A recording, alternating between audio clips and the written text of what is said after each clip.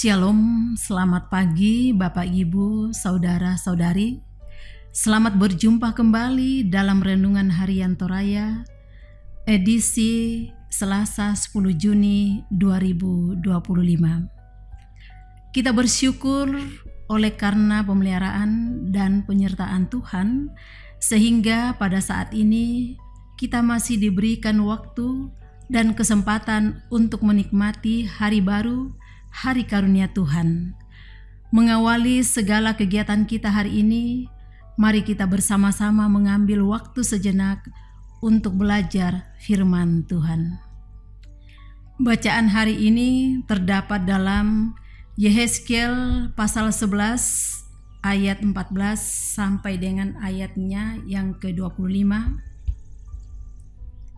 Sebelum kita mendengarkan dan merenungkan firman Tuhan, mari kita berdoa.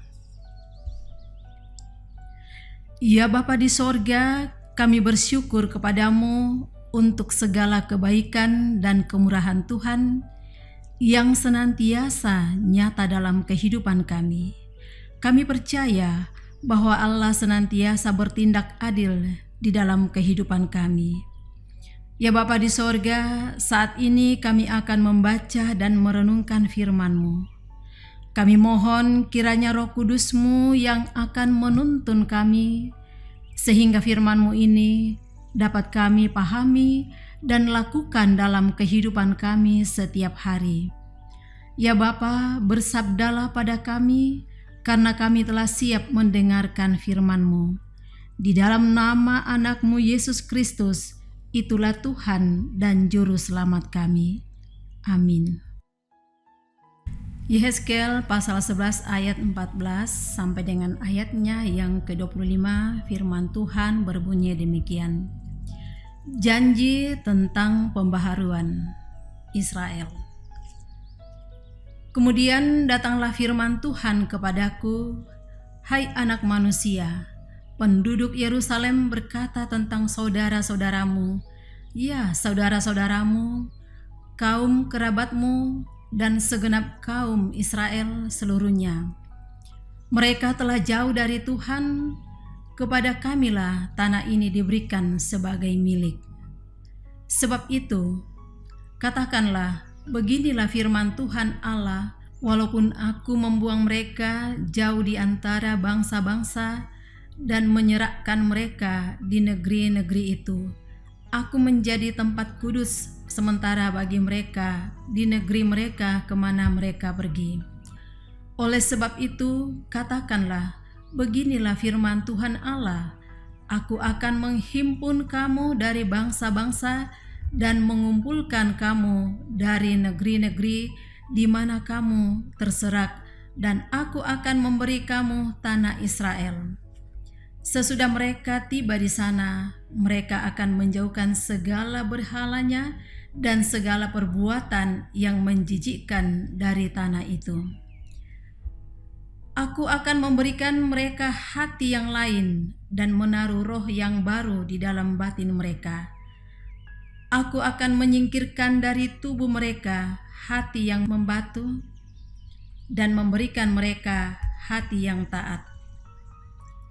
Dengan demikian mereka akan hidup menurut ketetapan-ketetapanku dan berpegang pada peraturan-peraturanku serta melaksanakannya.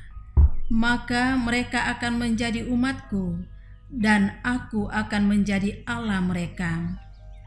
Tetapi tentang mereka yang hatinya berpaut pada berhala-berhala dan perbuatan-perbuatan mereka yang menjijikkan, aku akan menimpahkan tingkah laku mereka atas kepala mereka sendiri. Demikianlah firman Tuhan Allah.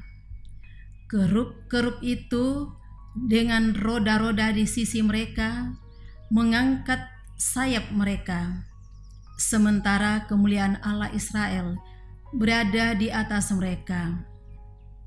Lalu kemuliaan Tuhan naik dari tengah-tengah kota dan berhenti di atas gunung di sebelah timur kota.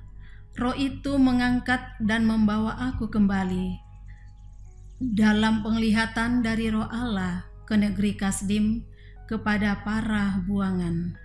Lalu penglihatan yang kulihat itu menghilang dariku. Aku pun menyampaikan kepada para buangan itu segala sesuatu yang diperlihatkan Tuhan kepadaku. Amin. Tema dari renungan harian kita pada pagi hari ini, pembaruan hati. Lan basa Toraya kadiba ruanna pena. Bapak, Ibu, saudara-saudari kekasih Tuhan, penduduk Yerusalem yang tidak diangkut ke pembuangan menganggap dirinya sebagai orang pilihan Tuhan.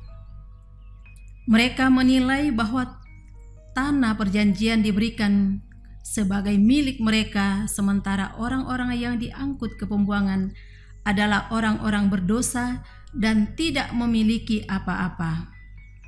Bahkan Tuhan tidak turut hadir di pembuangan sebab bait Allah ada di Yerusalem. Allah tidak suka dengan penghinaan yang ditujukan kepada orang-orang yang hidup menderita di pembuangan. Kemudian datanglah berita kepada mereka yang ada di Babel dalam pembuangan. Allah menjadi tempat kudus di tanah yang asing, dan bahwa mereka akan dikumpulkan serta diberikan kembali tanah Israel. Bahkan lebih lagi, Allah akan memisahkan mereka dari dosa-dosa yang dilakukan dan menikmati belas kasih Tuhan. Tuhan akan menunjukkan melebihi yang hanya dilihat oleh mata manusia. Tuhan memberi hati yang lain dan menaruh roh yang baru dalam batin mereka. Ayat 19 pembacaan kita tadi. Hati yang lain artinya hati yang fokus kepada Allah, tidak lagi kepada banyak dewa. Hati yang tulus yang diisi dengan keyakinan iman kepada Allah, yang setia memelihara umatnya. Roh yang baru dalam batin artinya keadaan yang baru, didasarkan pada pengenalan yang benar tentang ketetapan dan peraturan Allah untuk menjadi pegangan hidup. Nampak ada dua pilihan kepada orang Israel. Pertama, bila hati berpaut kepada berhala, maka Tuhan menimpakan atas kepala perbuatan itu. Kedua, apabila hidup menurut ketetapan dan peraturan Tuhan, maka menjadi umat Tuhan dan Tuhan menjadi Allahnya. Perhatikanlah bahwa hati yang dibaharui ditandai dengan kesediaan menerima teguran, bahkan hukuman atas dosa. Kesediaan untuk dituntun sepenuhnya oleh Roh Kudus akan menghasilkan pembaruan hati dan perilaku taat kepada kehendak Tuhan. Amin. Mari kita berdoa.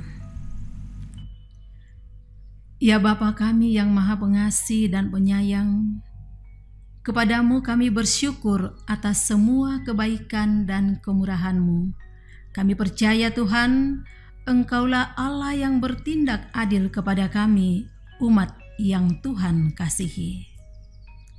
Ya Bapa di sorga, tuntun kami di dalam kehidupan kami setiap hari, melalui tuntunan sepenuhnya oleh Roh Kudus, agar kami mampu menerima teguran sebagai tanda bahwa hati kami dapat diperbaharui dan perilaku taat kepada kehendak Tuhan. Ya Bapa di sorga, hidup kami hari ini kami serahkan ke dalam tangan kasih Tuhan. Biarlah Roh Tuhan menuntun dan menolong kami untuk menjalani kehidupan kami sepanjang hari ini dalam usaha, karya, dan kerja kami.